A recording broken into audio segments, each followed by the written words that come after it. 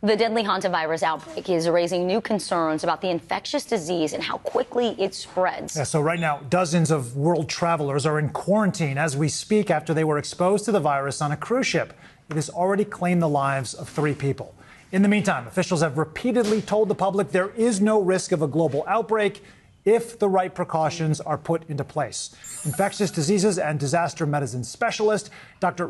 Fernando, joining us now. Dr. Fernando, obviously a lot of concern around this for a multitude of reasons. Can you walk us through the quarantine process for this kind of virus? Absolutely. Firstly, thank you for having me. And to mention that I'm in complete agreement with the CDC protocol, what they're doing for quarantine. So many of them have actually gone to an isolation center in Nebraska. And the people who have tested positive are at the medical center itself. Now, I've seen patients with hantavirus. They come in the morning with a basic cough, some fevers and chills, and they're dead 5 to 6 hours later. So I think the patients who are in the medical center are in good shape. And I agree with the CDC protocol at this point. You know, doctor, on that note, experts keep telling us it's very difficult to transmit this virus person to person, but the Andes strain can go person to person. So I think the big question for a lot of people is why are we seeing so many cases from this one ship?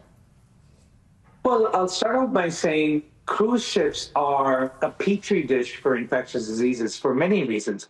Firstly, these people stay in a ship for like a lot of times 3 months. It's close quarters, so people are interacting a lot more. I mean, it's can spread through, as you know, through rodent feces and droppings. But here, it's a human-to-human transmission, which we think is the most likely. And so that's why cruise ships in general pose a high risk for transmitting infectious diseases, unlike airplanes where they have HEPA filters and there's a filtration process every couple of seconds. Dr. Fernando, I think for a lot of us, this just does bring up imagery and remembrances from COVID and how it took the medical community and the world by surprise. So is there any potential we're underestimating the risk of infectious diseases like hantavirus? Yes, great question. Firstly, let me take this out of take COVID and respiratory viruses, which are high risk. We do know the transmissibility, it's well established, so that is one thing. However, over here, I share my concerns.